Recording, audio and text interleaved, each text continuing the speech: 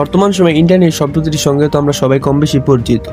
বর্তমানে আমরা আমাদের দৈনন্দিন জীবনে যে কোনো কাজকে আরও বেশি সহজ করে তোলার জন্য ইন্টারনেট ব্যবহার করে থাকি। আজকের দিনে মানুষ এন্টারটেইনের জন্য ইউটিউব, ফেসবুক ব্যবহার করে থাকে। মানুষ ইন্টারনেট ব্যবহার করে একে অপরকে যে কোনো প্রয়োজনে বার্তা পাঠাচ্ছে। মানুষ তার যে কোনো প্রশ্নের উত্তর ইন্টারনেট থেকে খুঁজে বের করছে। এই ইন্টারনেট আমাদেরকে পৃথিবীর এক প্রান্ত থেকে অন্য প্রান্তের সঙ্গে সংযুক্ত করছে। কিন্তু বন্ধুরা, এখন প্রশ্ন হচ্ছে এই ইন্টারনেট আসলে আসে কোথা থেকে? মোবাইল ফোনে ওয়াইফাই ডাটা দেখা যায় ঠিকই, কিন্তু সেই সিগন্যালের উৎস কোথায়? বন্ধুরা, আজকে আমরা জানবো সমুদ্রের নিচে এবং মহাকাশে এবং চারপাশে গড়ে ওঠা এক বিশাল অদৃশ্য জগৎ ইন্টারনেটের সম্পর্কে। তাহলে চলুন ভিডিওটি শুরু করা যাক। বন্ধুরা, প্রথমে আমরা জানবো ইন্টারনেট কি। বন্ধুরা, ইন্টারনেট হচ্ছে পৃথিবীর মধ্যে সবচেয়ে বড় যোগাযোগের নেটওয়ার্ক, যেখানে crore crore computer, phone, server, device একে অপরের সাথে সংযুক্ত থাকে। সহজে বলে ইন্টারনেট হচ্ছে এমন একটা পথ যার মাধ্যমে আমরা পৃথিবীর এক প্রান্ত থেকে অন্য প্রান্তে খুব সহজে ঘরে বসে থেকে যোগাযোগ বা সংযুক্ত হতে পারি। বন্ধুরা, ইন্টারনেট শব্দটি এসেছে দুটি ইংরেজি শব্দ ইন্টার ও নেটওয়ার্ক থেকে। বন্ধুরা, ইন্টার শব্দটির অর্থ হচ্ছে মধ্যে বা একটির সঙ্গে আরেকটি যুক্ত।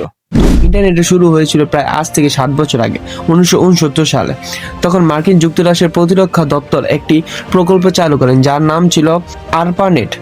এই আরপানেটের উদ্দেশ্য ছিল যুদ্ধের সময় যদি যোগাযোগ বিচ্ছিন্ন হয়ে যায় তবুও যেন এক কম্পিউটার থেকে আরেক কম্পিউটার বার্তা পাঠানো যায়। এই মাধ্যমটি ব্যবহার করে প্রথম সফল মেসেজটি পাঠানো হয়েছিল ক্যালিফোর্নিয়া বিশ্ববিদ্যালয় থেকে স্ট্যানফোর্ডে। সেটাই ছিল মানব ইতিহাসের প্রথম ইন্টারনেট মেসেজ। বন্ধুরা, এখন আমরা আসি কিভাবে একটি তথ্য এক জায়গা থেকে অন্য জায়গায় পৌঁছায়।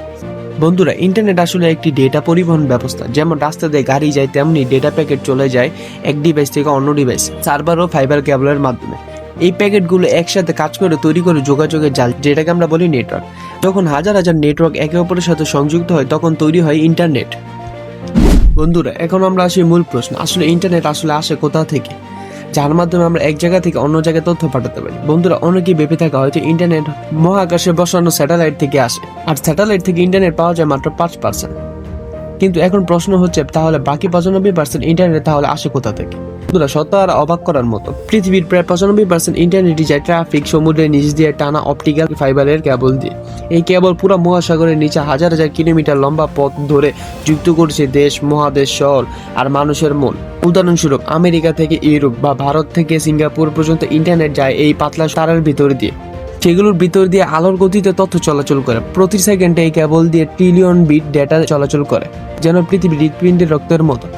মূলত বন্ধুরা, ইন্টারনেটের সবচেয়ে বড় অংশ এসে থাকে সমুদ্রের নিচ থেকে, কিন্তু অবশ্যই স্যাটেলাইটেও ইন্টারনেটের একটি অংশ।